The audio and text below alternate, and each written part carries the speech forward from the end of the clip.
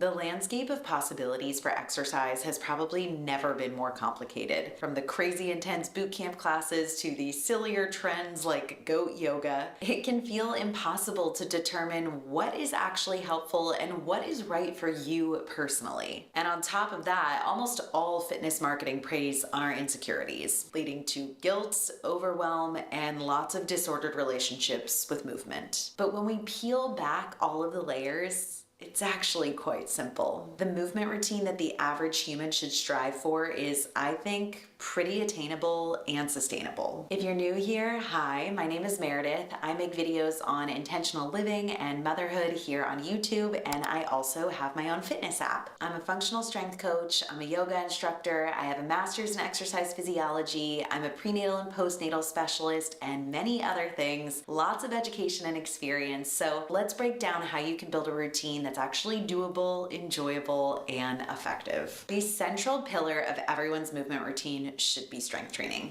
period. Having muscle in our bodies is one of the greatest things that we can do for our health. It allows for more independence and functionality in our day-to-day lives. It improves our bone health. It's literally a protective armor for your joints. If you fall, you're less likely to hurt yourself. It's metabolically active tissue, meaning having more muscle on your body improves your metabolism and reduces your risk of chronic disease. It's known to improve mood, self-esteem, overall confidence, and even cognitive function. But we actively lose muscle after the age of 30. Yes, you heard that right.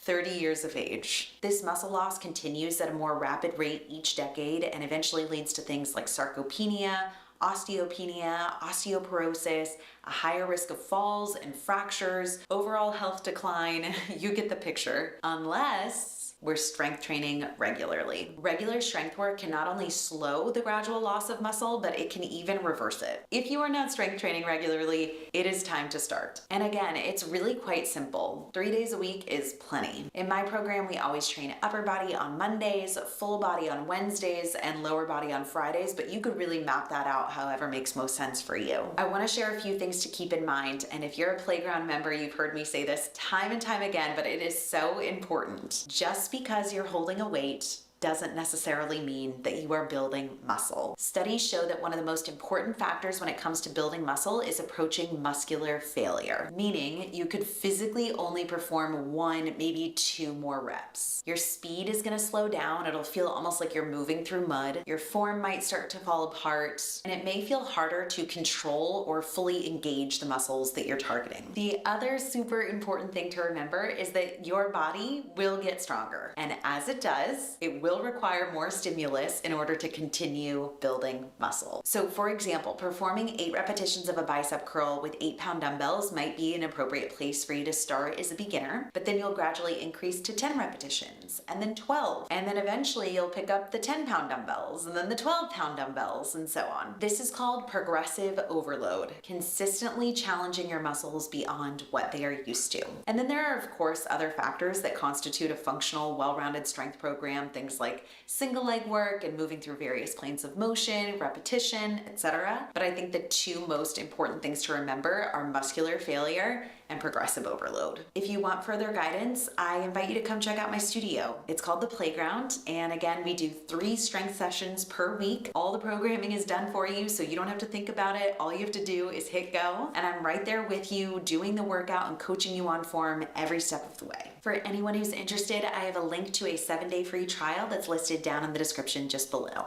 All right, up next, as a little addendum to strength, I have to mention power. We lose power 2 to 3 times more quickly than we lose strength as we age, and it is really essential. So I always include 1 to 2 power exercises within our strength program each week. Things like kettlebell swings, squat jumps, plyo push-ups, all out explosive effort for just 6 to 8 reps. If someone is telling you that you are training power by doing 20 burpees, they are wrong.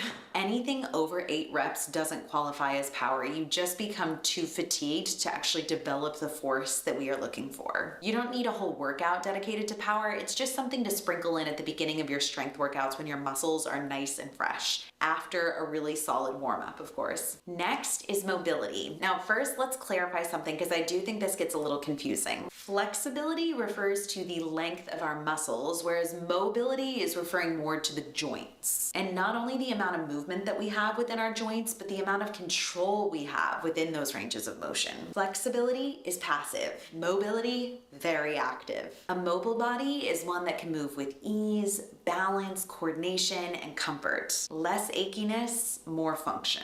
I have done this same 5-minute morning mobility routine for over 6 years now, which sounds intense, but I keep it very casual, I promise, especially now that I'm a mom. Sometimes we go outside and do it as a family. My daughter thinks that Karsten and I are putting on a show for her, which is always kind of funny. Sometimes I'm doing my ankle circles while I'm brushing my teeth, and then doing my neck circles while I'm making coffee, and then addressing my shoulders and my hips while I'm playing with Murphy. I try to just easily slide it into my day. It feels good. It's nourishing to my joints, especially after a long night in bed, and it sets me up to move well throughout my day. There's actually a video within my studio where I teach the exact joint warming routine that I personally do, so I'll link that below for anyone who's interested. Additionally, all of our strength workouts on the playground begin with 5 minutes of intentional mobility work to serve as our warm-up. And if you're following a good program, a lot of strength work can be mobility work. As long as you're moving through a full range of motion with your exercises, that's mobility. And of course, if you enjoy taking yoga classes or other types of mobility classes, that's fantastic. Enjoyment is key. And our last big bucket is cardio. Here's the big thing to understand. We just do not need these hour-long high-intensity cardio classes. It's too much. And despite many of them being advertised as strength cardio combo classes, they're just cardio classes. As we've already discussed, muscular failure is the key for building strength. And when you're moving at the speed that most of these classes are pushing you to move at, it's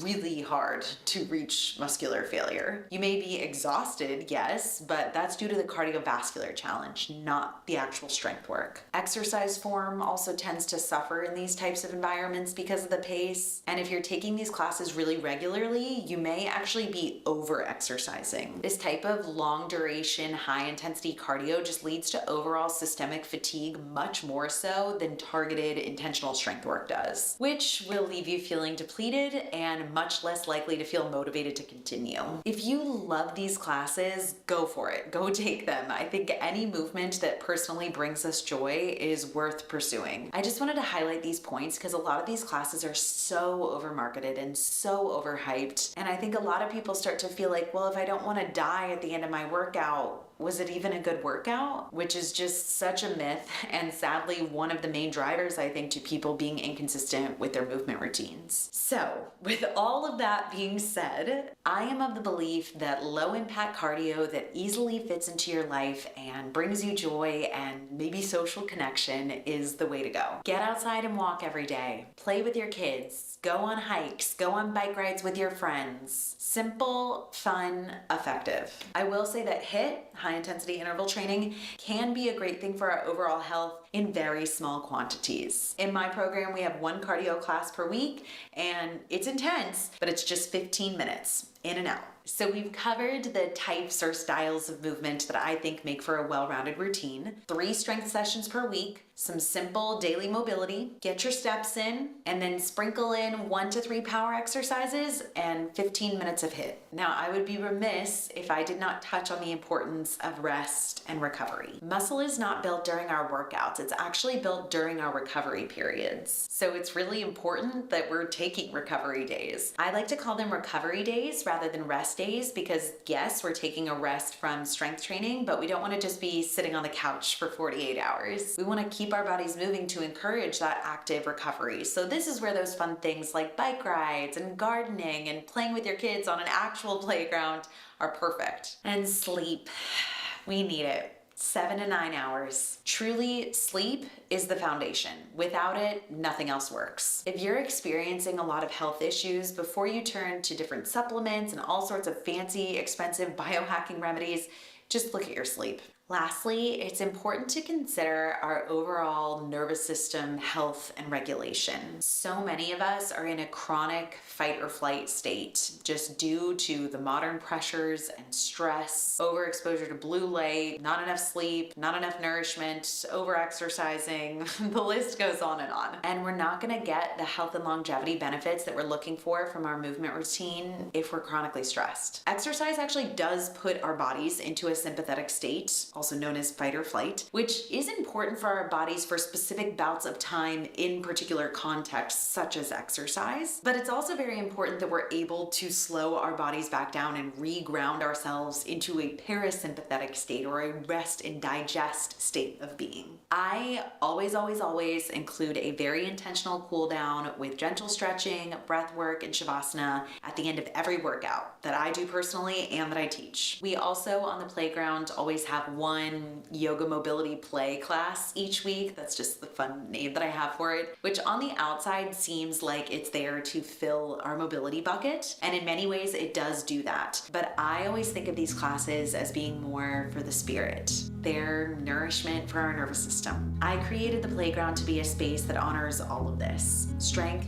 power, mobility, recovery, and importantly, enjoyment. If that sounds like the kind of support that you've been craving, I would love for you to come join us. You can visit theplaygroundapp.com, or again, I have a link to a 7-day free trial listed down in the description below. I hope that you found this helpful and informative. Thank you so much for watching, and until next time.